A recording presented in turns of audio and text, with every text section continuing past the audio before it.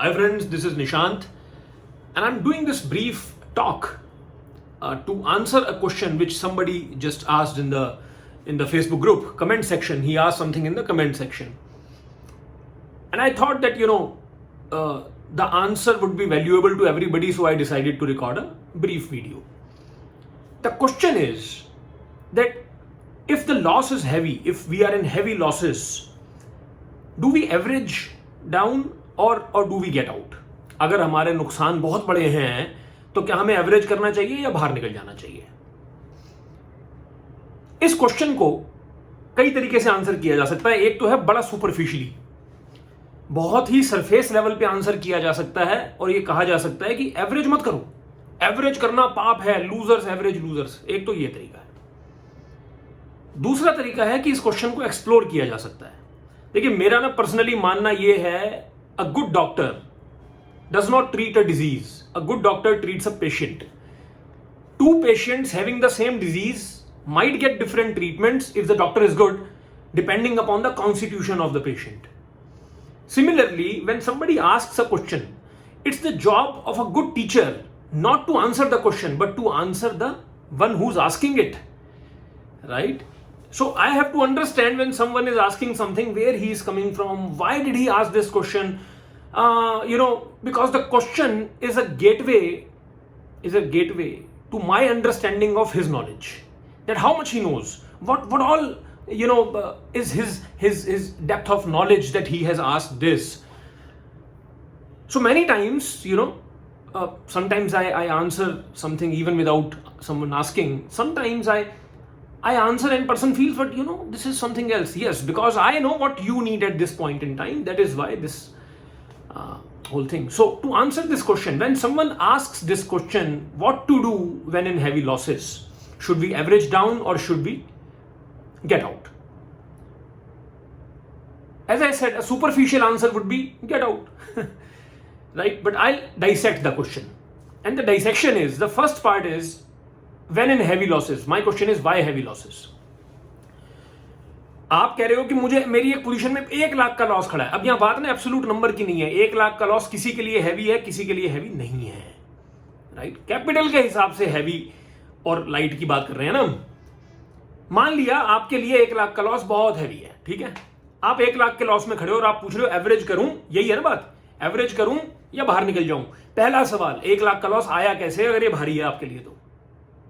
ठीक, 1 लाख से पहले कभी 5,000 का भी आया होगा, कभी 10,000 का भी आया होगा, कभी 15,000 भी आया होगा, कभी 20,000 भी आया होगा, कभी तो 40,000 भी रहा होगा, कभी 50,000 भी रहा होगा.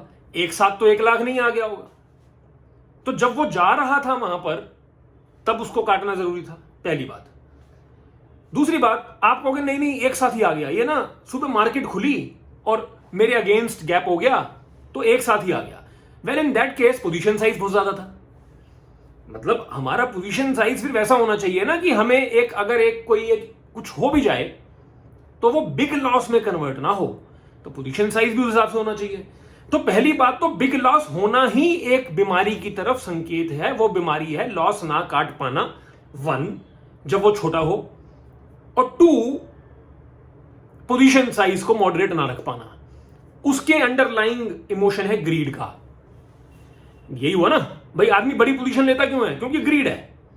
ठीक, आदमी लॉस क्यों नहीं काट पाता? वहां भी कहीं ना कहीं ग्रीड है कि वापस आएगा, होप है, फियर है, क्योंकि लॉस बुक कर लिया तो मेरा हो गया, बुक नहीं किया तो पेपर लॉस है. यही फीलिंग्स है ना.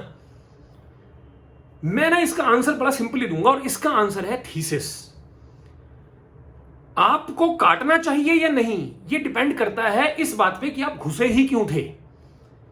मेरी बात समझना ध्यान से. जब हम एक ट्रेड लेते हैं, ट्रेड प्लान करते हैं, क्योंकि ये वाली जो बात है ना, अगर बड़ा लॉस हो तो काटें, एवरेज करें, इसका मतलब कुछ प्लान नहीं किया था, इसका मतलब तुक्केबाजी थी. लॉस हो गया तो पूछ रहे हैं इस बात को. ठीक, समझ आ गया ना. पहला पार्ट है कि बड़ा लॉस हुआ ही क्यों. 2 कारण, जब वो छोटे से बड़ा हो रहा था तो छोटे को क्यों नहीं काटा. दूसरा, एक साथ ही बड़ा हो गया तो पोजीशन साइज इतनी बड़ी क्यों थी. ठीक, ये पहला पार्ट कवर हो गया. दूसरा part, the reason of taking a trade.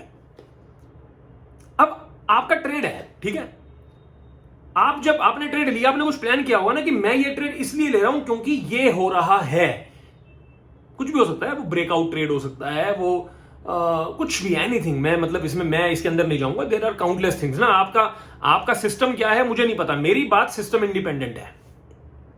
आप ब्रेकआउट ट्रेडर हो सकता है ब्रेकआउट, आप क्रॉसओवर ट्रेडर हो सकता है क्रॉसओवर हो रहा हो, है ना। आप कुछ वो सब करते हो कि पिछले 7 दिन का हाई टूट गया, वो सब आपके ऊपर है।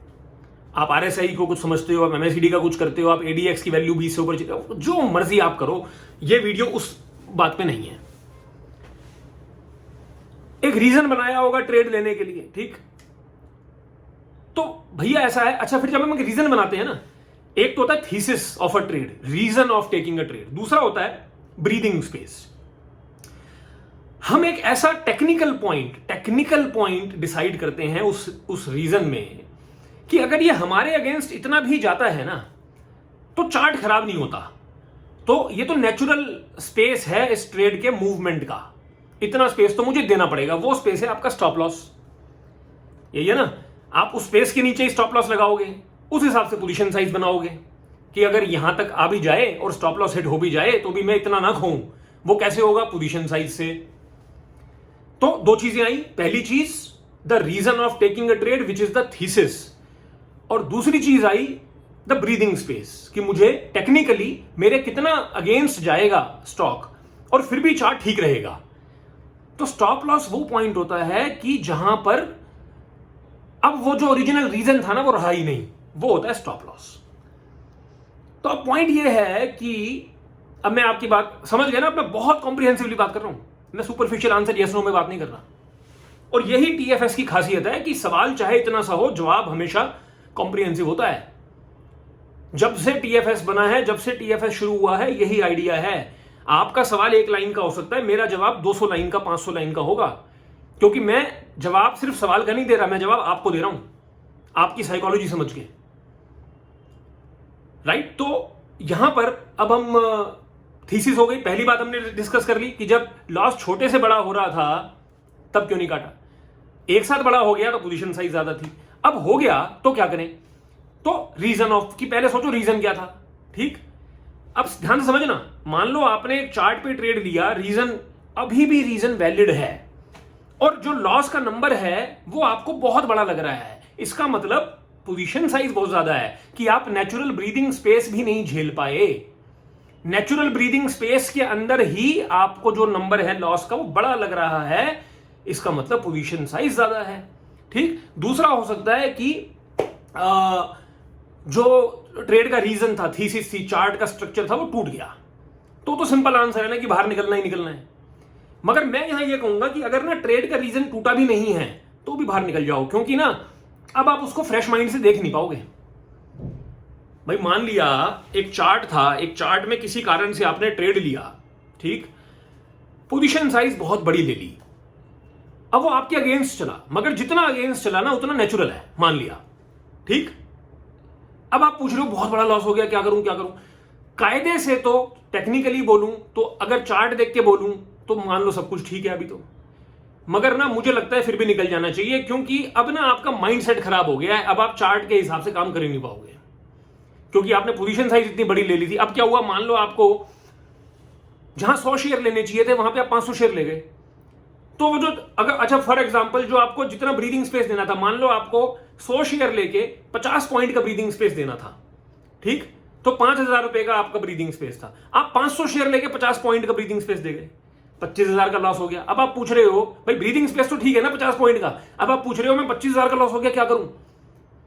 अब अगर मैं आपको यह कहूं कि नहीं नहीं बैठे रहो, चार्ट तो ठीक है ना, ब्रीदिंग स्पेस तो नॉर्मल है ना, तो पता है क्या होगा, अब वो जब 25 का 20 आएगा, 15 आएगा, 26 हो जाएगा, तो आपकी धड़कन है ना, आप मैनेज नहीं कर पाओगे अपने आप को, अब आप क्लीन नहीं हो, राइट। तो इवन इफ चार्ट अब अभी भी ठीक है, गलती तो हुई है ना, पोजीशन साइज ज्यादा, तो बाहर निकल जाओ। तो बात वही आ गई कि बाहर निकल जाओ, चाहे चार्ट ठीक हो या गलत हो। गलत हो तो बाहर निकलना ही है, ठीक हो का मतलब पोजीशन साइज ज्यादा था, आगे से ध्यान रखना।